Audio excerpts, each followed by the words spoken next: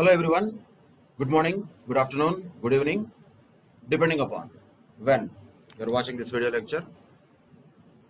In the earlier session, we discussed about some of the aspects related to Keynesian theory of determination of national income, consisting of two-sector model, particularly where only households and businesses exist, no government, no imports exports will be there, and we discussed about some of the features of two-sector model as well as how the circular flow of various items will be there in goods and services and in the money form in a two-sector model, and when the equilibrium output will be achieved when the aggregate demand is equal to aggregate supply.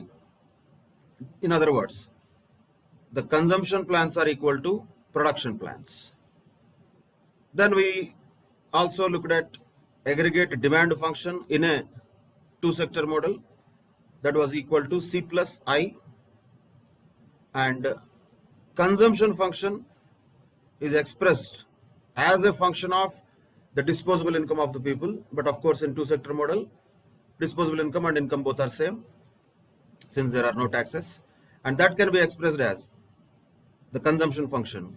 C is equal to A plus BY. A is the autonomous consumption, Y is the disposable income or income, B is the marginal propensity to consume. And very important aspect of marginal propensity to consume, we discussed about it also, which is nothing but change in consumption divided by change in the income. Average propensity to consume is a sideline item, but it can be asked as a short note question.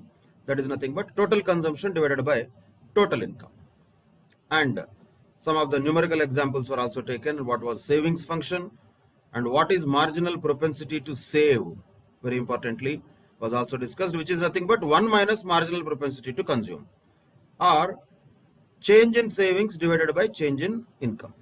Average propensity to save is total saving divided by total income. And these were understood graphically as well. And very important question of autonomous expenditure, what does it mean, we discussed. And how the national income determination happens in a two-sector model where C plus I is equal to C plus S. That is where the equilibrium output or equilibrium national income will be achieved, E point, where C plus I is equal to C plus S. In other words, where the aggregate demand is equivalent to the aggregate supply. That is equilibrium in a two-sector economy, which ultimately means S is equal to I, or savings is equal to investments or demand for investment products. And we looked at some of the numerical examples to understand the application of consumption function as well, and how the income increase or investment increase a little bit will have an impact on the income in the form of investment multiplier. How that happens, we also discussed about it. Very important concept, investment multiplier, which is nothing but change in the income divided by change in the investment. And that can be also calculated by taking 1 divided by marginal propensity to save, or 1 divided by 1 minus marginal propensity to consume, or in other words 1 by 1 minus B, we can say, as a formula for investment multiplier. Any of them can be used depending upon the information given in the question.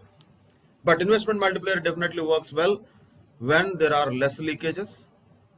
If the leakages are strong, then the investment multiplier will become weaker. And this concept of investment multiplier makes even a smaller change in the investment also leading to a big change in the overall national income of an economy. And what are these leakages and what are the possible causes for those leakages also we discussed in the previous session. Now let us continue this discussion with other models also proposed by Keynes, consisting of three-sector model first, and then later we will move on to four-sector model. So what is this three-sector model of national income determination? We just have to add one more player to the two-sector model, that's all. In the two-sector model, C plus I was anyway there. Now what is getting added in the three-sector model is government. In two-sector model, we assumed that government was non-existing, but practically governments exist. So definitely the government sector's demand for goods and services indicated as G is added to the household consumption anyway and desired business investment needed I, which were already there. So simply in a three sector model of national income determination, there are three components. One is household consumption, second one is business investment demand, and third one is government sector's demand for goods and services, that is G. So overall national income can be calculated as C plus I plus G. And if you remember the expenditure model of national income determination, which we discussed in the previous unit, it is very similar to that. But one thing you can observe here, there are no exports imports yet. If we add them also, then that becomes a four sector model. So in a three sector model, three items will be there. One is C, one is I, the other one is G. The C plus I plus G is considered to be the national income under a three sector model. And how this flow of various things work in a three sector economy, you don't have to draw this or practice this, just understand it at a broader level what is happening. What all will be there in the three sector economy? Of course, three players are there. Who are the three players? One is households, one is the business, and now one more added is government. So what the households will give to the government? They give taxes. And what the government will give to the households? They give transfer payments, particularly to the weaker sections and older people, like pensions or unemployment pensions, like that. So government gets the taxes from the household and gives the transfer payments to the households. That is one thing that happens between households and government. Same, what happens between government and business? What businesses give the government? Once again, taxes. And what government gives businesses is subsidies. That's what is net indirect taxes, we can say. That is taxes coming from business to government, subsidies going from government to business. These are the things that happen between government and the other sectors already existing, business and household. But in addition to this, there are three types of markets that we can observe in a three sector model. One is a product market, one is a financial market, another one is a factor market. So product market is where the goods and services are produced, naturally by whom? By the business. So business is giving goods and services to product market, and those goods and services are consumed by whom? Households, naturally. And in this product market, there will be some expenditure on the businesses also. Businesses also will take from product market, right? Businesses, are they not going to consume anything? They have to. If a business is run, it has to buy something from other businesses. So they will have some expenditure on the domestic products also. And government also purchases from the product market, because government is also existing. Government will have lot of purchases done from product market. This all happens with product market. Then financial market, how it works? We can easily observe that. Households will give their savings to the financial market. Normally in India, if you consider, that is in the form of deposits in the banks or post offices. And what happens to that money? That will be given to businesses as investment to some extent, and that will be given to the government as government borrowings also. Government borrows a lot of money from the financial market every year. So government borrowings also are taken from financial market. Business investment is also taken from financial market, but ultimately who is providing for that? Where the money is coming from finally? That is coming from households' savings. So that is how financial market works. Factor market is about people who are working. Generally factor market, you don't have to include all factors all the times. Let us say labor, majorly the labor, the people working. So what households will give to the factor market? They give their factor services, and by giving those factor services, they derive their personal income. And these factor services are given to whom, are taken by whom? Businesses, of course. A portion of that will be given to government also, because there will be government employees also. And factor payments will be coming from businesses to factor market. In turn, they will go to households.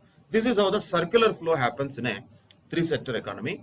In a nutshell, households will give taxes to government, give their factor services to factor market, and they spend money in the product market, and they save the remaining money in the financial market. That's what households will do. In turn, what they will get? They will get goods and services from the product market. They'll get transfer payments from the government, and they'll get personal income from the factor market. That's what they get. That is the household's point of view. What do businesses do? Businesses also will definitely give taxes to government, and they may receive some subsidies from government also, but they get investment from the financial market, and they get factor services from the household. In turn, they give factor payments to the household, and the businesses will provide goods and services to households and government, and businesses will also spend money on the goods and services from other businesses, and investment expenditure also they will make in the product market. So these are the things that businesses do. What does government do? What businesses do, households do? In addition to normal things like giving goods and services or receiving goods and services, giving factor services or receiving factor payments, that anyway was there. In addition to that, what is the additional here? We have a little bit better structured scenario wherein we have a product market separately, financial market separately, and a factor market separately, wherein all the two players, households and businesses, will have their own contribution too, and they will take something from them also. But additional player here is government. What does government do? What is the role of the government? In a three-sector model, we can observe that in the diagram itself, but that can be asked as a separate question. You don't need to draw diagrams and all, but you have to write these points about role of the government in three-sector model. First of all, what does government do? Government levies taxes on the households and business sector to fund its purchases. Government will have a lot of expenditure. For that purpose, it levies taxes on the households also and businesses also. That is one thing that government does. Second thing, government gives transfer payments to household sector and subsidy payments to the business sector. So it takes money from households and businesses in the form of taxes. It gives money to households and businesses in the form of transfer payments and subsidies. By the way, it is not taking and giving money to the same people. From the same sectors it is doing, but it is not doing from same people. Naturally, it will collect more taxes from richer people and gives transfer payments to poorer people. That is what government is supposed to do, and that's what they do. That is the way a three-sector model, or for that matter, any economy will work and should work. Without that, where from the government will get money? It has to collect taxes, and it has to also fulfill its responsibility of taking care of the downtrodden people in the country.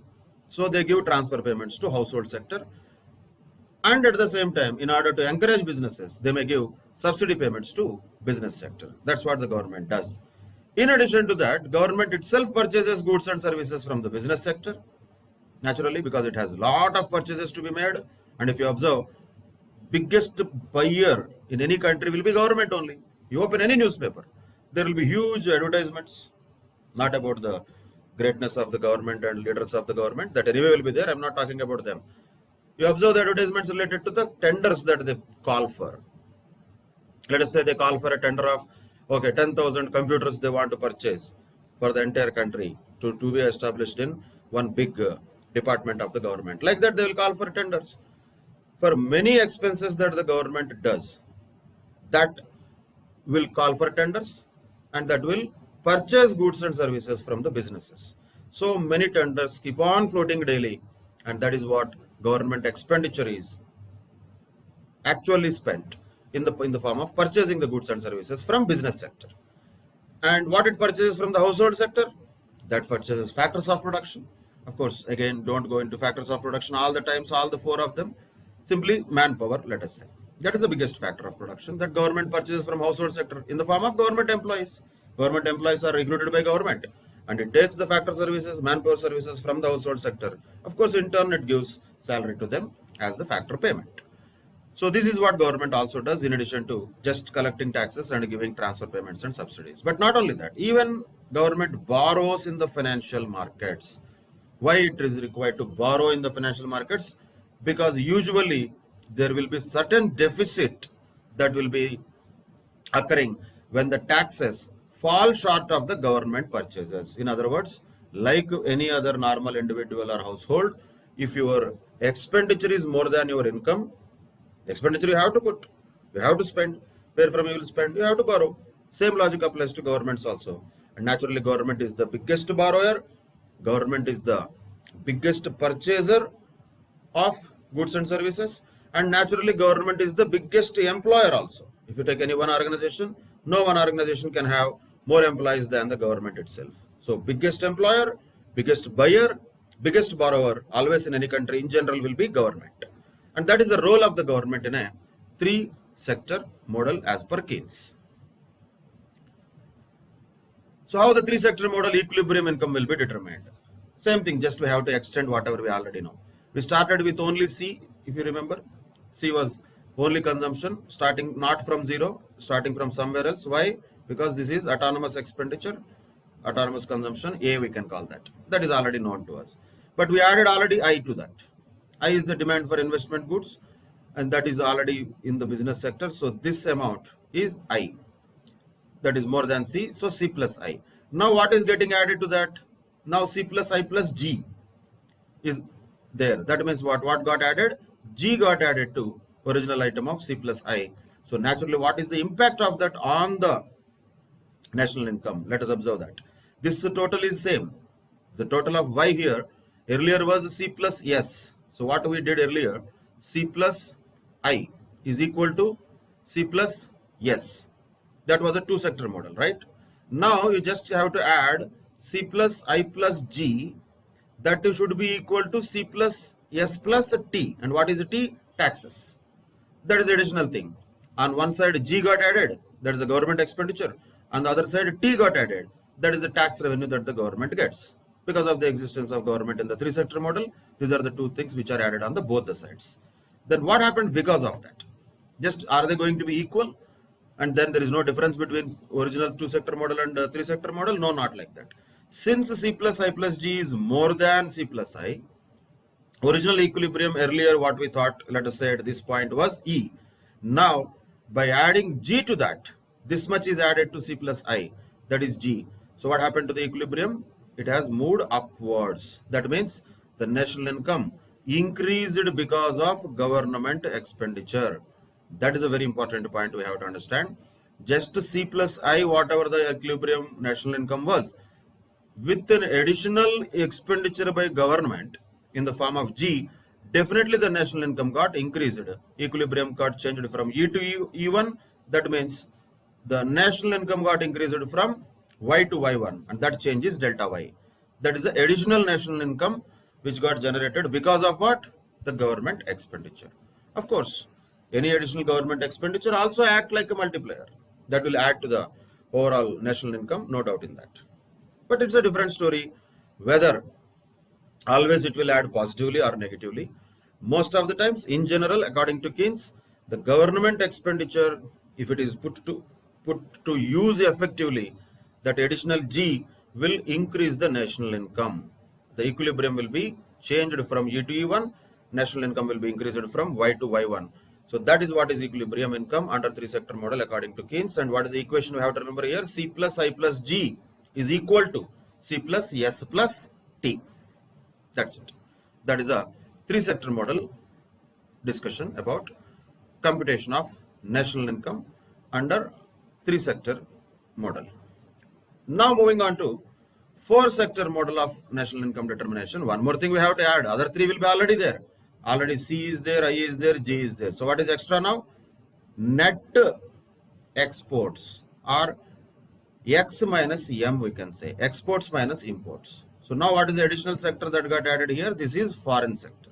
So the four-sector model includes all four macroeconomic sectors. There is nothing else more than these four. Any country, even now, correct situation of any country in the current world is, it will operate in a four-sector model. Very rarely some countries have three-sector model only, something like North Korea. There also we cannot say there is no fourth foreign sector. They do have a lot of trading relationships with at least few countries like China, but not with the entire world. Doesn't matter. That depends upon their political and other affiliations. Keeping that apart, in general, any country nowadays, almost all countries we can say, they are all having four-sector model. All the four macroeconomic sectors will be there here. What are all those? Anyway, household sector is there, business sector is there, government is there, and now one more thing got added is foreign sector. What is this foreign sector? Foreign sector includes all the other things, households, businesses and governments that reside in other countries. That is what is foreign sector, nothing else. Foreign sector, exports, imports, who will do? Imports we will do from other countries. Other countries are sending goods to us, services to us. Who is that who is sending?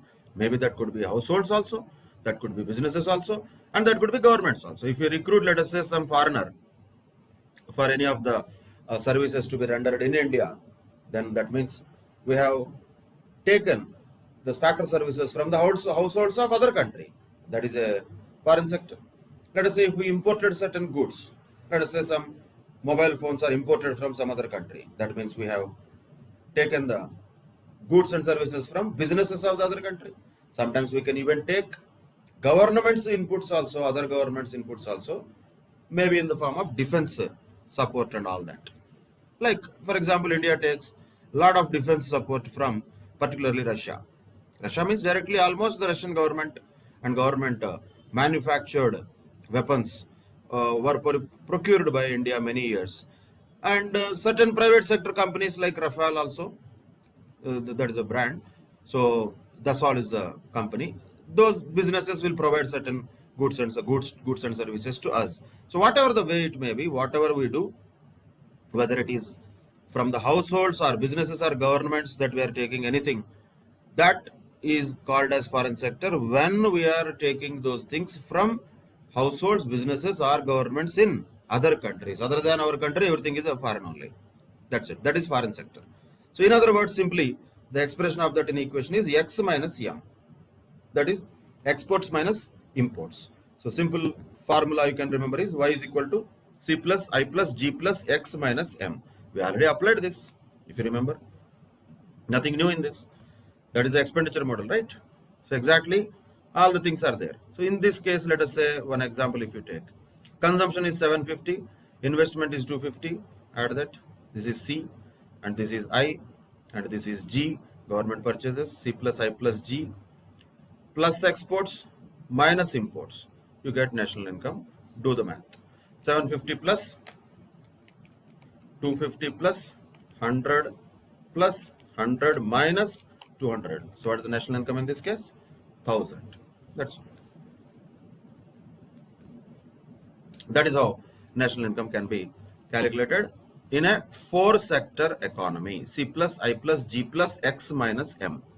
That is the national income computation in a 4-sector model as proposed by Keynes. And that can be explained in the circular flow of 4-sector economy also. All the other things remain the same. Government is there, businesses are there, households are there, financial market, product market, factor market, everything is same, nothing new. But what is the only thing that is coming now? Rest of the world. Rest of the world is also there as a party. And what they do, they will give goods and services to us. That means they export and they will import from us. So there will be some exports and some imports in both the sides. That will be there. And rest of the world will also give certain factor services also, if from the households of the rest of the world. And even, in fact, for financial services, financial market also, the rest of the world will have its own inflow of capital. That also is there. So the point is, the interaction of a particular economy with the rest of the world is what is the foreign sector we are talking about. That will be in addition to the existing 3 sectors anyway, namely households, businesses and governments of domestic territory. That is the 4-sector model of economy as proposed by Keynes. And now this question can be asked quite frequently. What are net exports? Name itself indicates. Net exports is nothing but exports minus imports. But what is the meaning of that and what is the importance of that? Let us understand. See, normally the domestic economy trades goods with the foreign sector through what? Exports and imports, naturally. And very important point to note is exports are injections in the national income. Injection is good. Injection is not in a painful sense. They are injections in the national income. Exports will add value to the national income, whereas imports are leakages or outflows of national income. So exports are positive, imports are negative for any country in theoretical sense. Practically, if a country doesn't have anything which it can produce, it has to import. So that's a different story. We are not talking about the practicality of it. We are talking about the conceptual aspect of it. Exports are injections, imports are leakages. And exports represent foreign demand for domestic output. That is export, right? We produced something and some foreign countries are asking for that product. Please send us, please send us. So we are sending them. That is our exports. So they are part of our aggregate demand. They are added, that is why. And imports are not demands for domestic goods. That is also showing the demand within our country, but we did not produce it. It is not for domestic goods. So what we should do? We must subtract from the aggregate demand. That is why X minus M is net exports. Exports are added to the national income. Imports are deducted from the national income determination. Of course, if you remember expenditure model, exactly this is what we do. X minus M, that is net exports. So the answer to this question, what are net exports, is nothing but imports are subtracted from the exports to derive the net exports. And what is it representing, this net exports? That is the foreign sector's contribution to the aggregate expenditures. That is X minus M. That's what is net exports. It is the foreign sector's contribution to the aggregate expenditures. Will it be always positive? No, not necessarily. If it is positive, we say there is a trade surplus. If it is negative, we say there is a trade deficit. We'll come up about those things in the chapter 4 in detailed manner later. But common sense is enough to understand. Exports can be, net exports can be positive also, negative also. If exports are more than imports, net exports will be positive. If imports are more than exports, then net exports will be negative. Both are possible. If imports are more than exports, that means net exports is negative. You can understand that will reduce the national income. That is why we are calling imports as leakages in the national income. Now coming to the equilibrium for a 4-sector economy, what is there? This is same. The 45-degree line C plus S plus T is same. There is nothing added there. But here what is added? C plus I plus G plus X minus M. And where these two are equal, that is the equilibrium income in a 4-sector economy. That's it. C plus S plus T is equal to C plus I plus G plus X minus M. That is the equilibrium output, equilibrium income in a 4-sector economy. Imagine here, if exports are more than imports, then this equilibrium income will be higher than the 3-sector model. If imports are more than exports, then this equilibrium will be lower than the 3-sector model. So C plus I plus G is anyway there. Are we adding a plus to it or minus to it? That will determine whether this foreign sector has contributed positively or negatively to the overall national income of a country. So wherever foreign sector is also there, equilibrium will be achieved when C plus S plus T is equal to C plus I plus G plus X minus M. That is the equilibrium point, we can say, in a 4-sector economy. Now another important concept and question. How the imports will impact the multiplier? Do they have impact on the multiplier also? Yes, because they are leakages. No? Just now we have observed imports are leakages. When leakages are there, definitely multiplier will go down. So how do the imports affect the multiplier? The autonomous expenditure multiplier in a 4-sector model includes the effect of foreign transactions also. Foreign transactions also. And it is stated as like this. 1 minus B plus V. So 1 minus B we already know. That was there in the 2-sector model already. Anyway, government didn't have anything here. That will have its own job. But in a 4-sector model, 1 minus B plus V is the way we calculate investment multiplier. So what is V? V is imports. V is imports. And if imports are more, you can observe, because it is in the denominator, the multiplier will get negatively affected. And if the imports are less, multiplier will be more. That will be a good thing for a country. So imports dilute the multiplier, simply speaking. In a normal closed economy, 1 by 1 minus B was the multiplier. Now the multiplier calculation has changed. If the question includes imports, you have to calculate multiplier by using a different formula. What is the formula? 1 divided by 1 minus B plus V. That's what is investment multiplier or autonomous expenditure multiplier in a 4-sector model. And naturally, when the value of V is greater, then lower will be the autonomous expenditure multiplier. Whatever that multiplier is, that will be lower if imports are higher. and vice versa. If imports are lower, multiplier will be higher. So if the value of the imports will have an impact on multiplier, in what way? Inversely we can say. How do they affect? They affect negatively. If one increases, other decreases. Imports increase, multiplier decreases. Imports decrease, multiplier increases. That is the relationship between imports and multiplier. Formula I have to remember carefully. 1 divided by 1 minus b we already know. Now we have to add one more thing. 1 minus b plus v is the formula for multiplier. And you know that very well. 1 minus b. What is b here? B is marginal propensity to consume. So if the marginal propensity to consume is given and imports are given, we should be able to calculate multiplier using this formula. Very important question, or even numerical questions can be expected there also.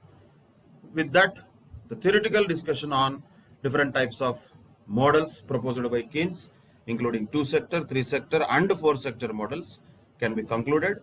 Now let us apply these things in numerical problems. Like in the unit 1 of chapter 1, there can be questions even in numerical way also from unit 2 of chapter 1 as well. So let us go through them quickly for solving these type of questions, which can be expected very well in the exams. Each of them, small ones are 1 mark questions, little bigger ones are 2 marks questions. Like that, questions can be very well expected. But for that, you need to remember the concepts well, formula well, so that you can substitute and get the answer. Simple. So look at the questions one by one.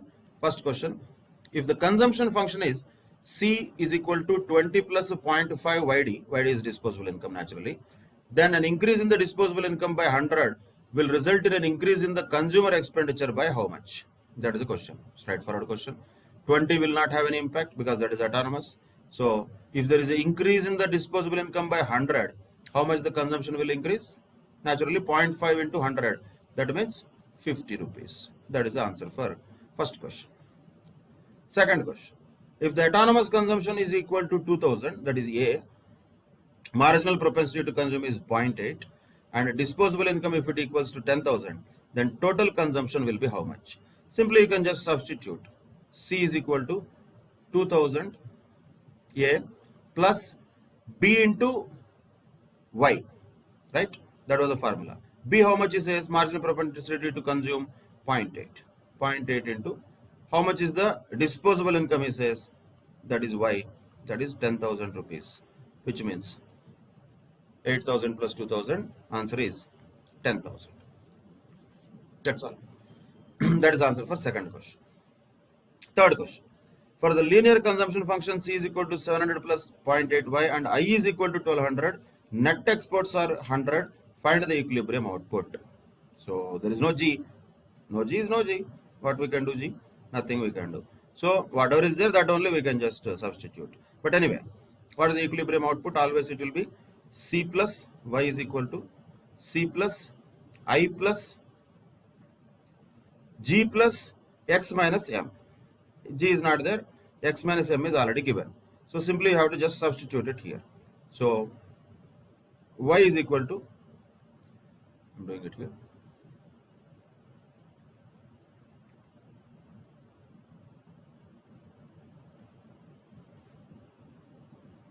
So let me continue here only. So Y is equal to, C means how much now? 700 plus 0.8Y, isn't it? That is given. Plus I is how much? 1200, that is already given. Plus X minus M net exports is already given. That is X minus M itself is 100. So how much is Y is asking? Equilibrium output is that. How much is Y? Solve for it. So 0.2Y is equal to 700 plus 1200 plus 100. So that will come to how much? 2000. So 0.2 if it is 2000, how much will be the Y? That is equal to 10,000. Solve for Y. You will get the national income, that is 10,000 in that case. Straight away you can substitute and get the answer. Then another question. Find the value of multiplier if the marginal propensity to consume is 0.2 or 0.5 or 0.8. Formula if you remember, simple. 1 by 1 minus B. That's all. So apply that. B is 0.2 means 1 minus B how much? 0.8. So 1 by 0.8 means 1.25 is the answer, first question. That's the multiplier. So 1 by 0.5. Here 2 is the multiplier. 1 by 0.2. 5 is the multiplier in the third case. So answers are 1.25, 2 and 5. That is the investment multiplier. As the marginal propensity to consume increases, also the investment multiplier also increases naturally. Why? Because 1 by 1 minus B is investment multiplier. When B increases, 1 minus B decreases. And when 1 minus B decreases, multiplier naturally increases. That can be observed from these different questions. Now, look at this question which was given in the past examinations. A very good question. Such type of questions can be expected. 5 marks question. Suppose in an economy, consumption function is given like this. C is equal to 150 plus 0.75 YD. YD is Y disposable income. That is YD. Investment spending is 100 rupees I. Government spending G is 115. That is given already. Tax is given as 20 plus 0.2 Y. So that is tax. Transfer payments are 40. Exports 35. Imports are not given directly once again. That is given as M is equal to 15 plus 0.1 Y. So various items are given and we have to convert everything to Y. Because ultimately that is what we are supposed to calculate. First question itself is that. Equilibrium level of national income we need to find out. So what is that? Y is the national income. How to calculate that? By substituting in the formula for national income. Only we can calculate that. So let us first do this. What is the formula for Y? And naturally this is a 4-sector model if you observe. Why? Because exports, imports all are there. Everything is there. So Y is equal to C plus I plus G plus X minus M. That is the formula, right? So let us take one by one. Whatever is there, substitute. C is how much? 150 plus 0.75 YD, not Y. So 150 plus 0.75 YD, that is C, plus I and G are known, 100 and 115. Just you can take those numbers, 100, 115. Exports are known. Exports. X how much? 35. That can be just straight away added, 35. Minus imports. Minus imports. M is given as 15 plus 0.1 Y. So minus of 15 plus 0.1 Y. This is what substitution is. But the problem is we have YD but we don't have Y. So in this question definitely we have to arrive at Y from YD. So what is YD? That is disposable income. So that is another important aspect to be noted. What is disposable income? How to get disposable income? Disposable income is nothing but, what is the difference between income and disposable income? Income minus of taxes plus transfer payments is disposable income, isn't it? That's what we have understood earlier also in the chapter 1, unit 1. So here we can take a separate working note. YD is equal to nothing but Y income minus of tax plus transfer payments, because that will be added to disposable income though it is not actually income. So that will be YD. So let us substitute that. YD is equal to Y minus of, tax how much? Tax again is not directly guaranteed. It is given as 20 plus 0.2 Y. So minus of 20 plus 0.2 Y plus transfer payments are given at least as a number, that is 40. Substitute. It's a simple substitution only always, without trying to get the final answer by printing it. We cannot do that. Step by step we have to do. So Y minus 20 minus 0.2 Y plus 40 is YD. In other words, YD is how much now? 0.8 Y, 0.8 Y plus 20. That's it. That is YD. Now let us substitute it here. 150 plus 0.75 of 0.8 Y plus 20. Plus, we know already, just you can compute them. 100 plus 115 plus 35, that is 250. This is 250 anyway, okay. Now minus, if you expand, minus 15 minus 0.1 y, that is equal to y. Then solve for y. Expand it further, you can get y. So y is equal to, once again, if you take only the numbers all together at one place, 150 plus 250 minus 15, that is there, that is 385. Take all these numbers, 385, done, plus 0.75 into 0.8 y, that means 0.6 y.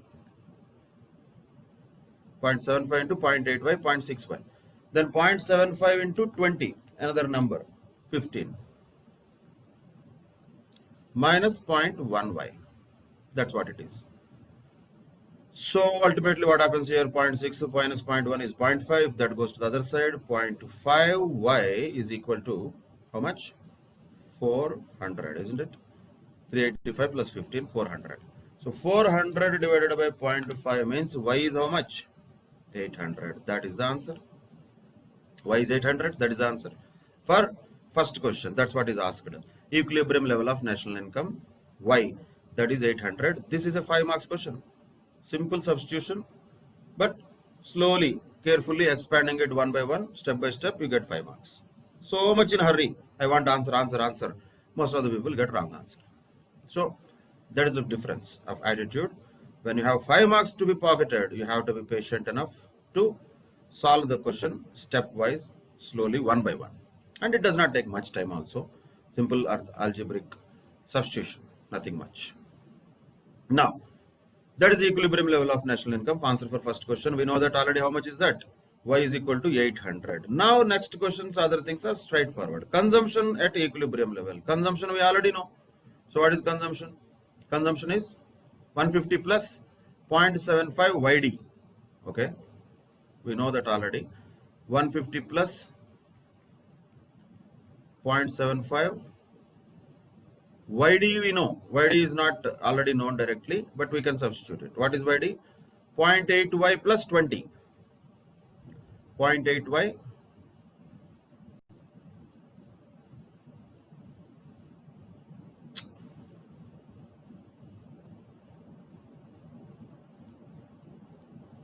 plus 20. That is YD. We already calculated that. Substitute y. Y we already know. Y was how much? 800. Substitute. So 150 plus 0.75 into 0.8 y, 800, right, plus 20.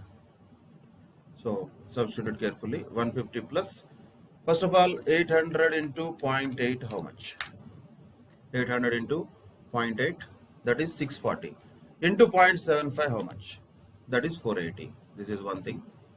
Plus 0.75 into 20 anyway is there. That comes to 15. So what is the total here? 480 plus 15 plus 150. Answer is 645. That is C. That's what is asked in second question. Consumption at equilibrium level. We know that function already, but we don't know directly because we know y. We needed YD. Substitute wherever YD is there. 0.8y plus 20. Then substitute y in that as 800. We get the consumption as 645. That is the second question. Third question. Net exports at equilibrium level. Net exports is what? Net exports is nothing but exports minus imports, isn't it? So 35 exports, okay, fine, minus imports, minus of 15 plus 0.1 y, okay, fine, 35 minus 15, 20, right, minus 0.1 y, but y is how much? We know already, 800. So how much is this? 20 minus 80, 60, negative, minus 60 is the answer, not 60. You have to write very clearly negative. Net exports are here negative. That means there is a trade deficit, not surplus. Our imports are more than exports by 60. That is a question given in the examinations. Very much popular and very much possible to be asked any such type of questions in future exams also.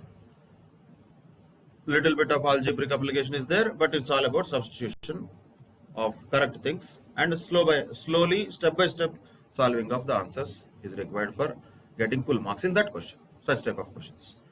Now let us look at another question. Such question can also be asked for 5 marks like that. Assume that an economy's consumption function is like this. C is equal to 500 plus 0.8y. So that is the consumption function. C is equal to 500 plus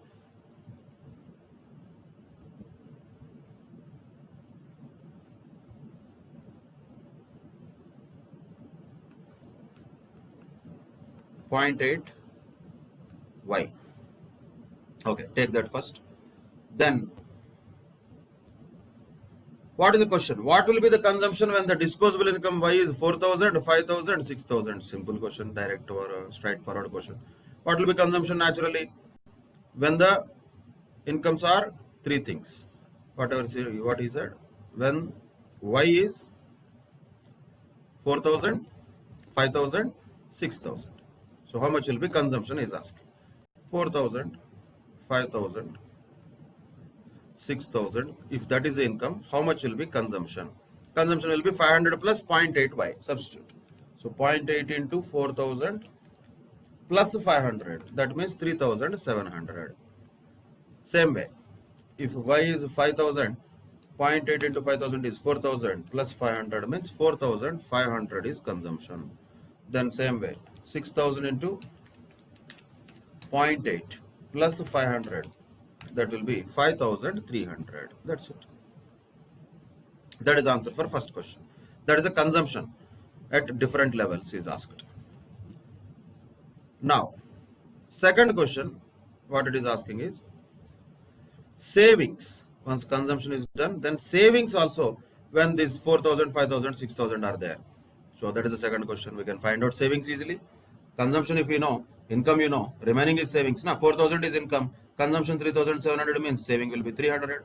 5,000 income, consumption 4,500 means 500 saving. 6,000 income, 5,300 is consumption means 700 saving. So savings are 300, 500, 700 respectively. That's it. That is the second question. What amount of consumption for consumption function C is autonomous? That is not to be calculated, that should be observed. That is 500 because A is autonomous expenditure or autonomous consumption. That is 500 is the answer straight away. Then fourth question, what amount is induced when disposable incomes are 4, 5 or 6,000? Induced means which is not autonomous. Other than 500, how much is the additional induced amount? So which is a dependent amount on the income. So how much is induced? Forget about 500. Other than that, how much ever it is. So 0.8 into y will be induced at each level. So how much was induced here? 0.8 into 4,000 means 3,200 was induced. 5,000 into 0.8 means 4,000 was induced. And 6,000 into 0.8 means 4,800 was induced. These are the answers for different questions. The third question is a straightforward thing, that is 500 autonomous expenditure or consumption. So this type of questions can also be expected very well in the examination. Simple substitution and a direct answer. Then some more questions given in the past examinations. Let us see. An increase in the investment by 700 crores leads to an increase in the national income by 3,500 crores. Calculate marginal propensity to consume and change in saving. Look at this. Marginal propensity to consume and the change in saving is asking. So first of all, investment, national income, what they are related? Yes, they are related. Increase in investment 700 crores happened, national income increased by 3,500. So delta y divided by delta I. What is that? That's what is investment multiplier, isn't it?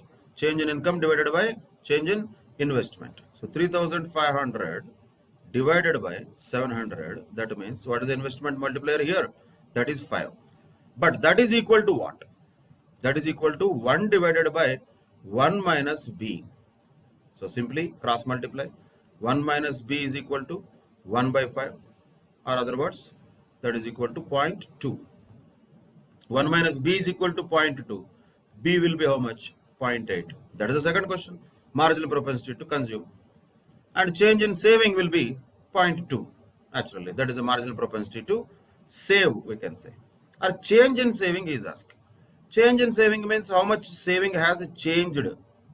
There is not marginal propensity to save. Change in saving is asked. So how can we do that? If the marginal propensity to save is there, that is known, and increase in the national income happened by 3,500 crores, because of which how much change in the saving will also happen. So for every 1 rupee of additional income, saving will be increased by 0.2. When 3,500 crores of income has changed, how much will be saved additionally? 3,500 into 0.2. So 3,500 into 0.2 will be how much naturally? 700 crores is the change in saving. So naturally, saving itself has been invested. That is increase in investment, increase in saving, both are same. And you can understand in a two-sector model, both will be same also. Why? Because investment I is equal to S.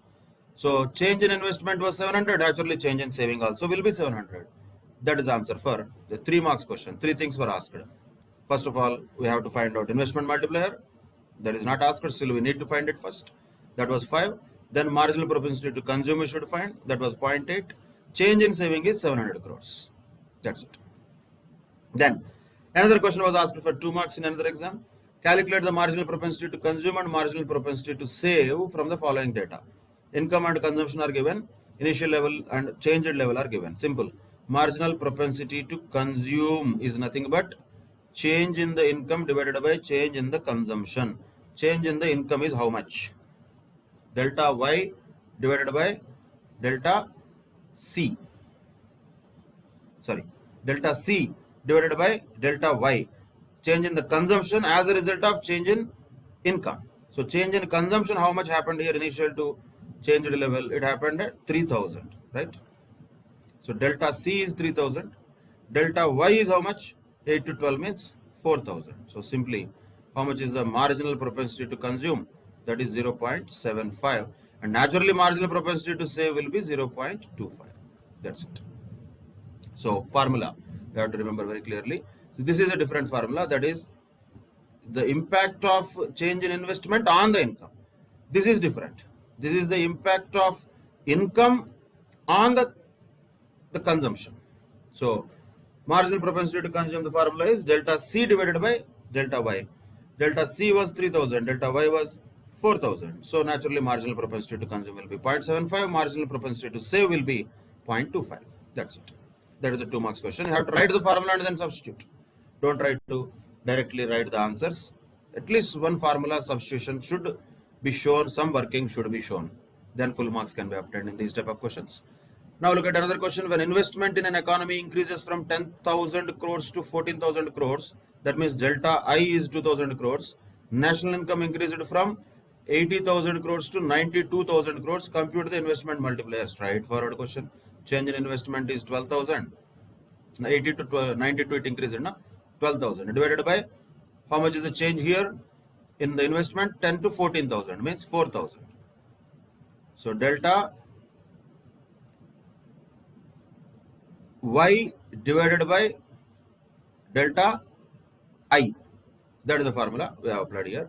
So delta Y was 12,000, delta I was 4,000. So investment multiplier is 3. That's it.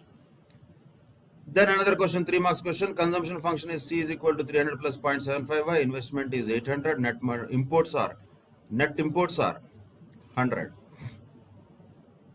Net imports are 100, he says. Net imports are 100 means imports are higher than exports. In other words, net exports will be minus 100. That point has to be understood from the word net imports. It is not net exports. Net imports positive means net exports will be negative. So calculate equilibrium level of output. So equilibrium level of output will be what? We are talking about a 4-sector model naturally.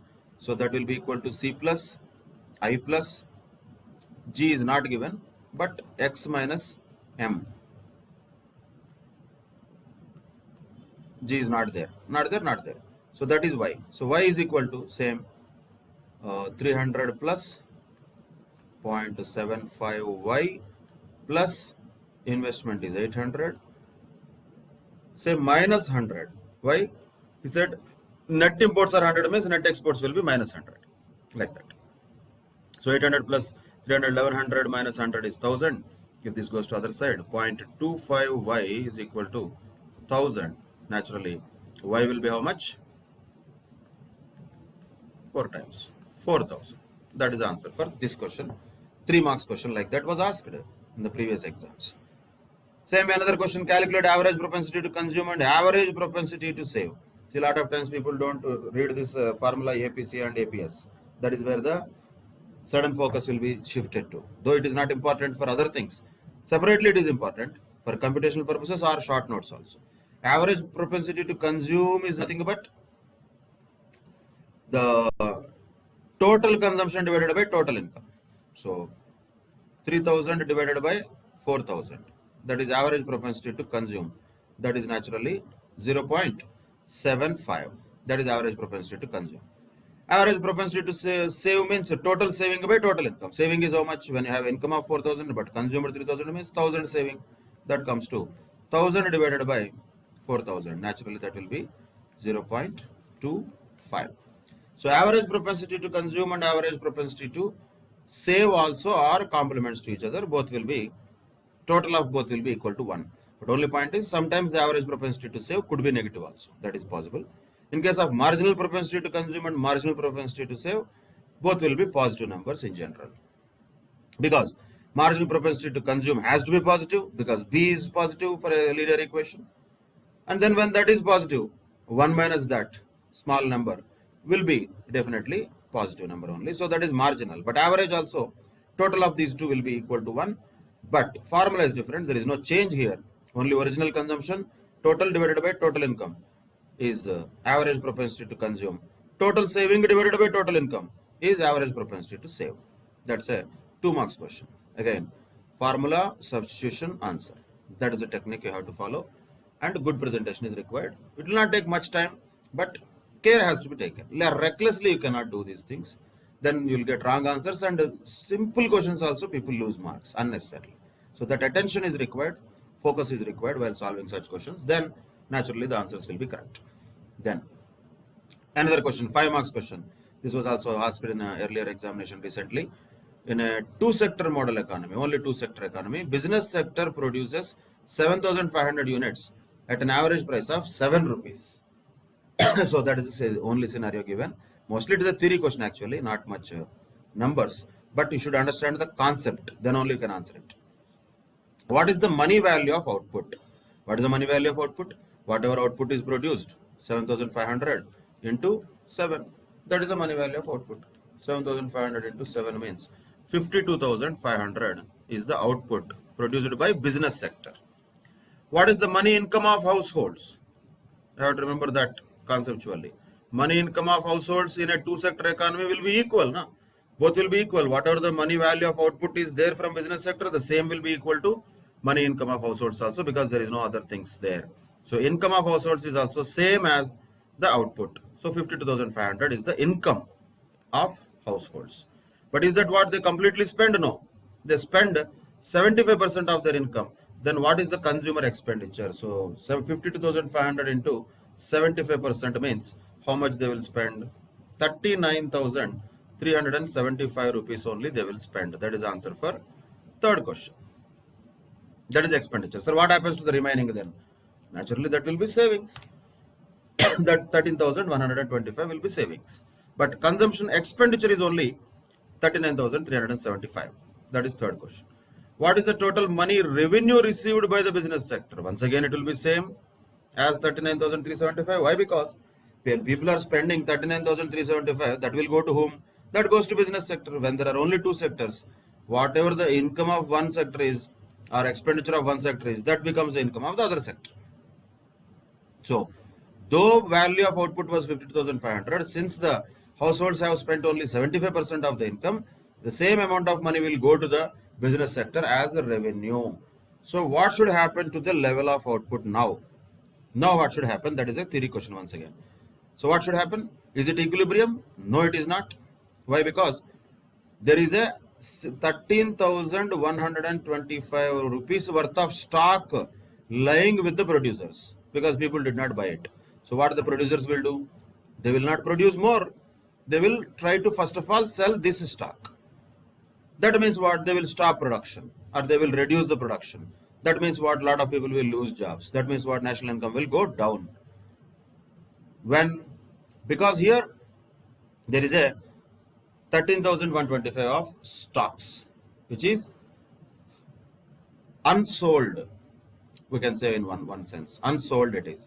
So as a two sector model economy, equilibrium wise, if you see that, ideally this whatever income of households is, if that is completely spent, then there is no problem. If that is not completely spent, then the businesses will have to cut down the production. So what will happen to the level of output in future? That will go down. That has to go down. There is no option. Why? Because already existing stocks are there, which will have to be disposed of by the producers. So they will cut down the level of output in future. That's what happens in that scenario. That's it. This is a theoretical question type, but with some numbers also to be written as proof for our theoretical explanation, conceptual explanation.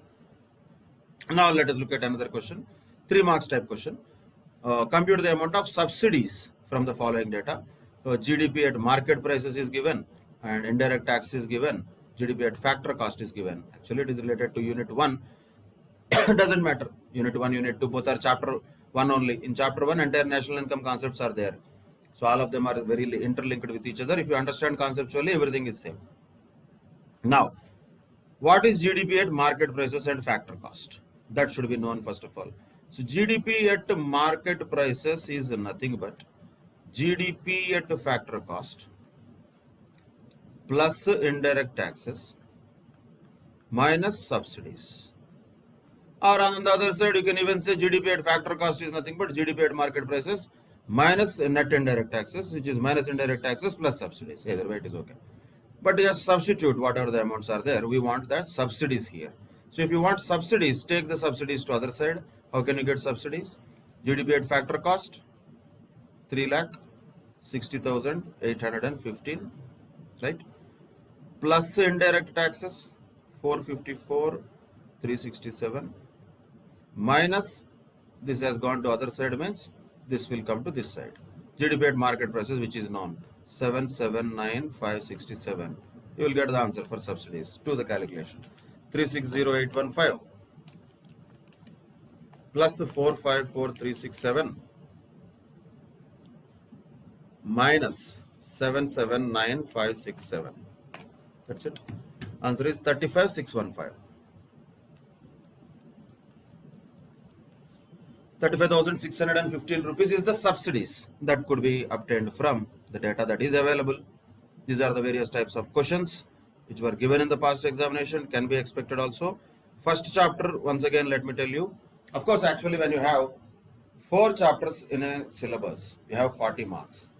Minimum what can be expected from each chapter is 10 marks, right? There is no doubt in that. And a lot of overlapping between unit 1 and unit 2 of first chapter you could have observed already. So put together, this first chapter easily contributes to 10 marks. Minimum, bare minimum we can say. More than 10 also is possible. Why? Because 5 marks question if it comes, another 2-3 questions of 2-3 marks each comes, then it will be more than 10 marks also. So minimum, bare minimum 10 marks, it can go to even 13 to 15 marks also, can be expected from chapter 1, which is related to determination of national income, including Keynesian theory of determination of national income. With that, we can conclude chapter 1 of economics for finance, and in another next session we'll continue with chapter 2, which is related to public finance, mostly role of the government and what government is supposed to do in any economy from various economists' point of view. It is not a political discussion. Whenever we say government, lot of times it so happens that our brain takes us in a political way. It is not. Incidentally, when we are talking, there is naturally one political party which will be in government in many countries. In America, now there is Trump, tomorrow he may be there, may not be there. Somebody else will come. So when we say government, it is not the party or any other particular person we are talking about. Any government has to be having its own duties, responsibilities for an economy. What are those is explained in the chapter of public finance. A very, very interesting and important chapter also in the economics for finance. In fact, that is more of a chapter that is must to be understood by civil service students, or even actually I would say civil service officers. the IAS officers, IPS, IRS officers, they should understand more than anybody else what is public finance. I'm sure they must be having special sessions on the public finance related theories while their training programs are conducted.